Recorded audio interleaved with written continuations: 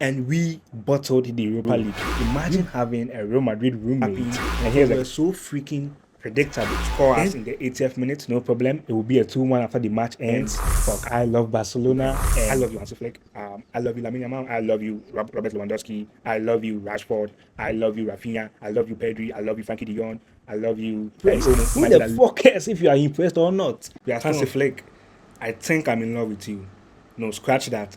I know I am in love with you. Now, in order for you to understand my love for Hansi Flick, I need to take you back to Ronald Koeman's era when we had Messi.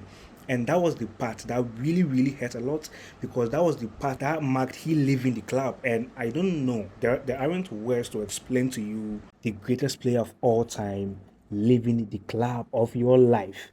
Like, not only he leaving because he's retiring or anything, but the manner in which he left. Now, I love Joan Laporta, but that was a low ball. Now, during Ronald Koeman's era, I don't know what happened, but whenever you watch a Barca's match, oh my god, I can't explain it. Right? I don't know how we survived that era, but then Xavi came in, and that is when things really got interesting because with Xavi, we got this renewed hope and we started to play football, football, right? And he was using La Masia players. That's how we got Lamine Yamal.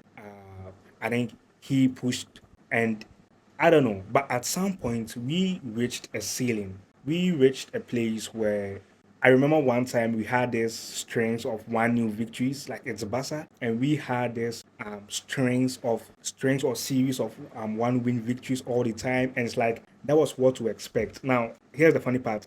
During Xavi's era, I usually go to watch matches on campus. I was in college then or university, depending on where you're from. But I usually go to campus to watch matches, and because there was free Wi-Fi and stuff, and so you would go and then watch a match, and usually I watch it at the library, right? And so because that was where the Wi-Fi was very strong, and then you could watch the match really really well. And I don't know how to explain it to you, but the way we played, right? You can't express your emotions, and if you're a football fan, you would want to express your emotion when your team is winning, or even if your team is losing. And because we're in a library, you can't express yourself the way you want to. And we were playing in oh my god, I mean, we got relegated. That's how I will put it, because we are Barca into the Europa League, and we bottled the Europa League. We got beaten by freaking Frankfurt, but we got beaten by Frankfurt, I think 3-2. And I don't know.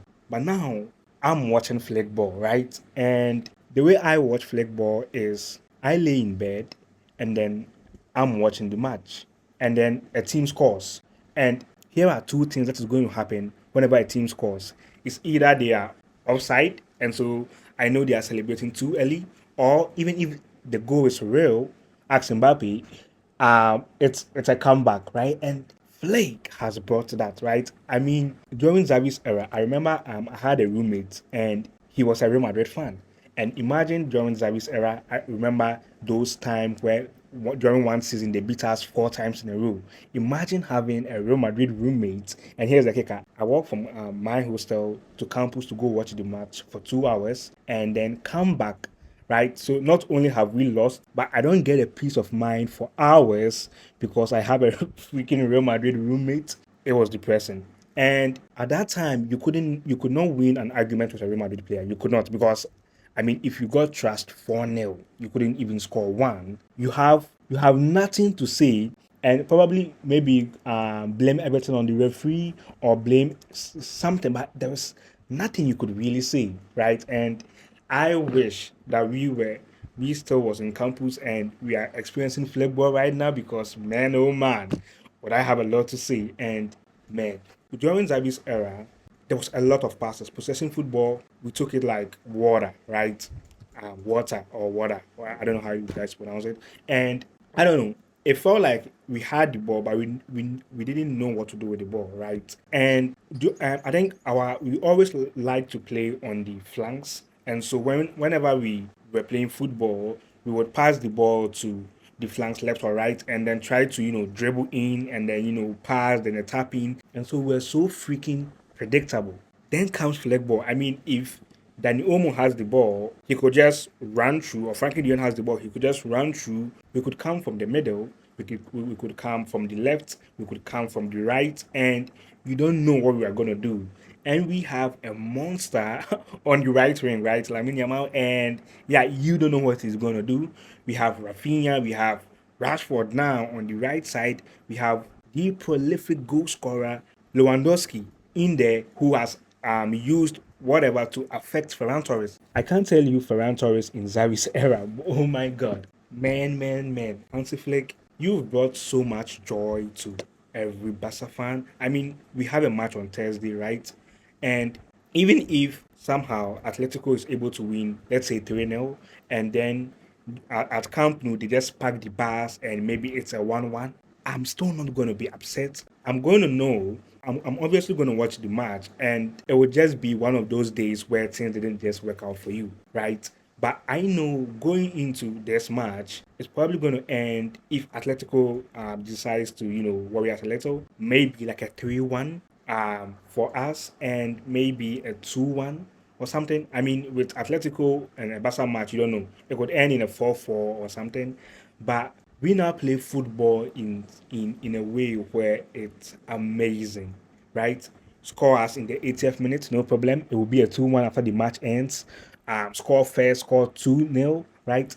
We do have some problems, yes. I think when we meet big teams, especially in the Champions League, we have a so high line. And here's the part. He's systematically solving that. We had a problem with our high line, and then Fleck solved it. He brought in Eric Garcia, and now we are much more stable. I mean, we are going to the round of 16, so we are going to test that system, right? But since Flick introduced Eric Garcia into the mix, who has been playing every match this season, we've become much more stable in defense. And here is the part that even kills me: is we play as a well-oiled machine. What I mean is, if even one of our best players, Pedri, is not in the match, we are still guaranteed a win. If Lamine Yamal is there, no problem. If Lamine Yamal is not there, no problem. If Rafinha is not there, I mean, I think we do well when Rafinha is on the pitch, but if he's not there, no problem. And that's crazy. If I think at Inter, last season at Inter, right, we lost Baudi, and so Denzel just kept running through that flanks, and so one of the reasons why we lost the Inter match and couldn't make it to the finals. But with this team right now, even with the injection of Cancelo and stuff, we play where even if we miss one of our best players, Lamine Yamal, Pedri, Frankie De Jong, Rafinha, Rashford, we are still gonna win. And oh my God, I don't know. I can't tell you what it means to be a Barca fan right now, but I'm in love with Hansi Flick, right? And I think we're going to win on Thursday on both counts. At least if we, I think if we would have a bad game through those two-legged tie, it would be probably a draw at San Metropolitano, and then we'll probably win at Camp Nou because we have an insane record. We've played 18 matches and we've only lost one. And even the one we lost, it was one of those days, right? It was one of those days where we really played, but it just didn't work out. And fuck, I love Barcelona, and the joy it gives me, right? I think this video is long overdue, and I love you, Hansi Flick. I love you, Lamine Yamal. I love you, Robert Lewandowski. I love you, Rashford. I love you, Rafinha. I love you, Pedri. I love you, Frankie De Jong. I love you, Danny Olmo. Oh my God, I love you, Fermin Lopez. I love you, Eric Garcia. I love you, Pau Kubasi. I love you, Baudi. I love you, Jules Kunde. Oh my God, I love you, Juan Garcia. I love you. I love you, Baudi. Who am I forgetting? I love you, Rooney. I love you, Gerard Martin. I love you, Tony Fernandez. I love you, Pedri. I love you. Who am I forgetting? Who am I forgetting? I love you, all the bench. Joe left, and who else? Ferran Torres. I love you. Who am I forgetting? Who am I forgetting? Right? I love you all. You've brought so much joy to Barca fans that most Real Madrid players can't even speak, man. I mean, whenever we have a match, I think the last message I received from a Real Madrid fan was, we played a game, I think, against our last game. Why am I forgetting the team's name? Is it? Oh, come on. I don't know why I've forgotten the team's name, but we played, and then he texted me with not impressed. And I'm like, heavens, we are still on top of the league, and that's the only thing they could say. Not impressed. Not we didn't lose the match because of course we are on a freaking winning streak.